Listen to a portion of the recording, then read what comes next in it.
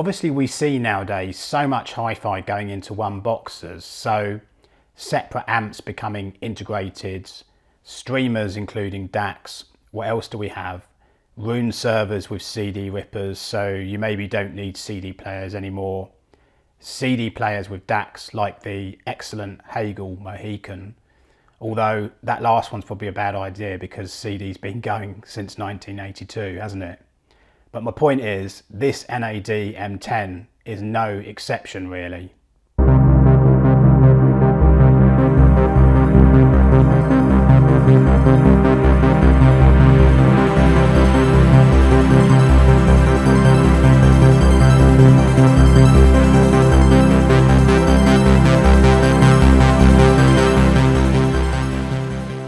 I'm using my Mango wood coffee table at the moment as I've got my other system against the other wall, so we have to get down close and personal to this NAD, which is good because you can see the grid of glass top with the NAD logo, which goes into different colours depending upon what state the amp is in.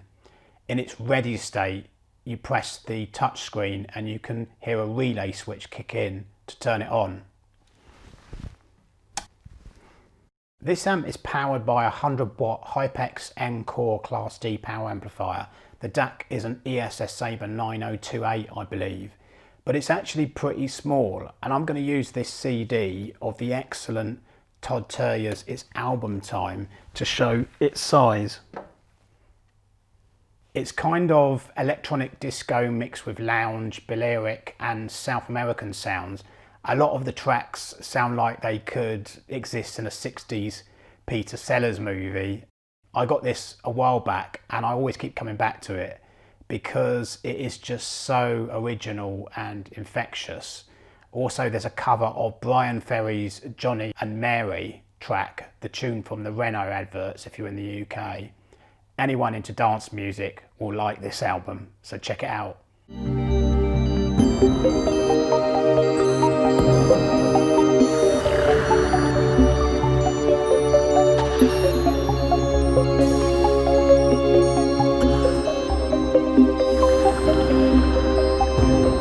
The NAD M10 uses the BlueOS app, which is the same app Bluesound products use, like the Node 2i or Power Node.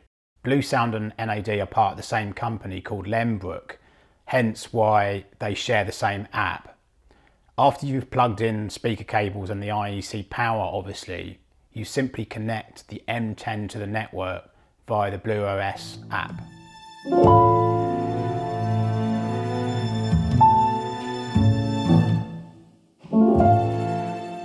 From the main screen, you get album artwork, track name, album and artist. You press the touch screen and you can change volume, pause and advance tracks back or forward. Then press the hamburger icon. You can change sources, go into settings at the bottom. One thing that I'd recommend doing first is to set the maximum volume in BlueOS or on the touchscreen itself, because using the volume slider in BlueOS or on the machine, it will be very easy to move it all the way up and damage your speakers.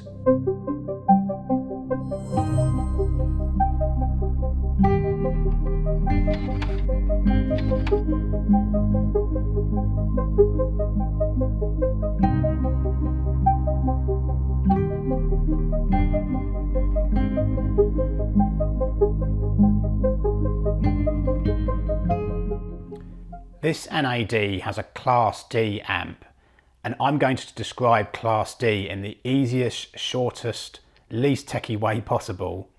Class A and Class AB refer to amps where the output is always on, even when there's no musical signal present.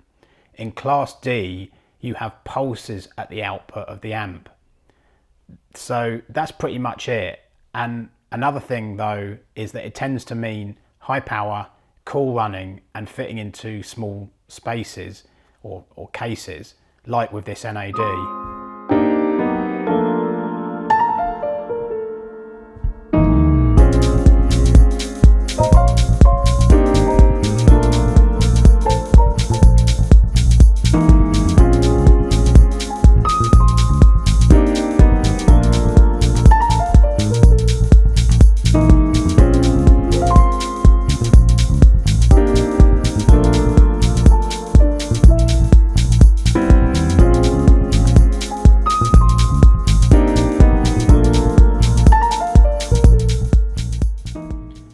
Dirac is a room correction technology that we see with the likes of RCam or Mini DSP as well. And you basically measure your speakers with a microphone with a test tone frequency sweep to correct for room effects and room response. On the NAD website, you then upload a target frequency curve to your PC or laptop. And then once you've done the frequency testing, you then send the data wirelessly back into the M10 so that it has Dirac correction uploaded to it. It's definitely not a gimmick in this amplifier, as it brought the LS50 Metas a bit more toppiness, really tight bass and imaging, and depth that is frankly exquisite. Also, the decay in audio is unbelievably lifelike. So Dirac is an extremely big feather in the cap of this amplifier. Moving the £1,000 KEF LS50 Metas long ways in my oblong room and pairing them with this £2,200 M10 with Dirac set up took depth perception and accuracy and bass to another level. It got me thinking I really need to change my room layout and listen long ways, not width ways. I think that if you've got an oblong room like me, you might want to try this, because you might be surprised you won't get rear reflections off a side wall if your couch is right up against it. Because you can actually turn Dirac on and off on the M10, you definitely hear these marked improvements. The Dirac version you get with this amp only lets you adjust sound up to 500 Hertz though, so you have to upgrade to get the full version.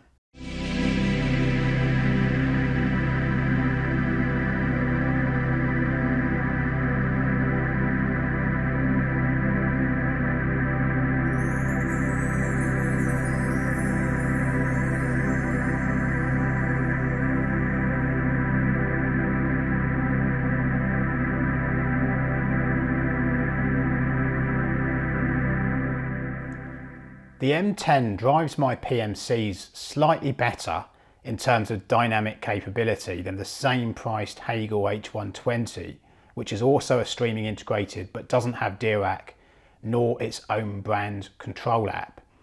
The H120 has left me, but I still have acoustic memory of it, so it's still possible to make comparisons. The bass is faster and intonated with this M10 with a nice sparkly top end treble. The overall impression, I think, is of a gutsy amp that drives speakers well for its size. That Hagel doesn't have the same Dirac or inbuilt streaming app, as you just use an aftermarket UPnP app with it, like M-Connect or WPnP, plus it's Airplay Capable too. At the moment, the Hagel isn't room ready, like the M10, but apparently Hagel are working on that. What I think the Hagel does have over the M10 is its analog qualities. And what do I actually mean by this? Well, I'm not going to get too pretentious with descriptives like some hi-fi reviewers, but I think it's to do with a more tonally thick sound, more mass, and a wider sound stage. And one thing that does happen with a more analog amplifier is that percussive instruments stand out. They're more separated, they're brought to the surface, and they're not so much contained. The mid-range is slightly moved in with the M10 compared to the Hagel H120 with my PMCs, but it's hardly out of place at this price, and we are talking cigarette paper thin differences. But what I would say is that this M10 cements my view from experiences of Class D against Class AB amplifiers with the qualities like speed and dynamics I've talked about, which this M10 has in abundance.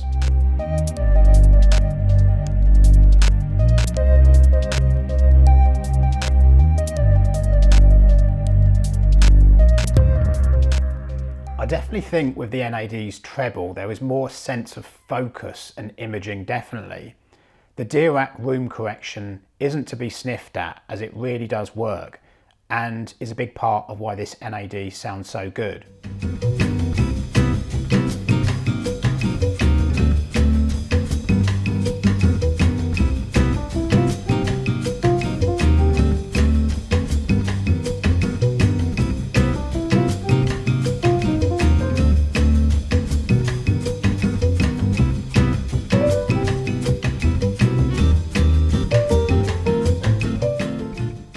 Okay, tennis analogy, bear with me with this one. Whereas Roger Federer is an all-rounder with his backhand and forehand to Nadal's strong forehand, this M10 is more a Federer with backhand features and forehand sonics to the Hagel H120 being a Nadal with awesome forehand analog sonics, but relatively not with the backhand streaming feature set and Dirac. Who would win at Wimbledon? Well, your bet is as good as mine. So with these KEF LS50 Metas, the NAD works extremely well, and it's like a dream combo for form factor, small footprint, space saving and sound. Personally though, I like an analog sound which suits certain speakers like my PMCs. I didn't get to try the H120 with these KEFs as I no longer have it, but I'd definitely buy this NAD for these LS50 Metas. The NAD will definitely work best, keep saying definitely, it will work best with some speakers that have a slightly rolled off top end like these KEFs, but then I think it depends upon taste, you know, there's no hard and fast rules.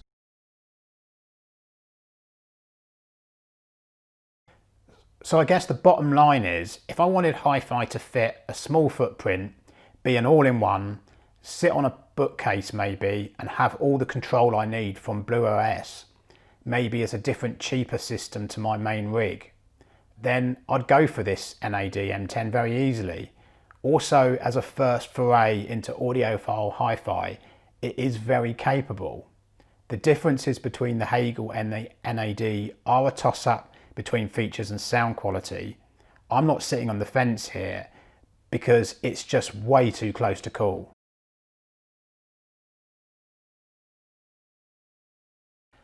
I put this amp as number one in the best HiFi gear I've reviewed in 2020 for a combination of all-out features, controllability and sonics at its price, and being more of an all-round consumer audiophile type HiFi product. Opportunity cost in economics is the loss of potential gain from other alternates, and this thing has opportunity costs at polar opposites to someone playing the lottery, winning, and then not having bought a ticket in advance. Funnily enough, I know someone that actually used to do that. If you got something out of this little film, please subscribe on Patreon, and all donations are gratefully received and go towards the cost of this project. If you want regular personal chats on the products I look at, honest information about these products, please subscribe to Patreon. Once again, though, thanks for watching and see you in the next video.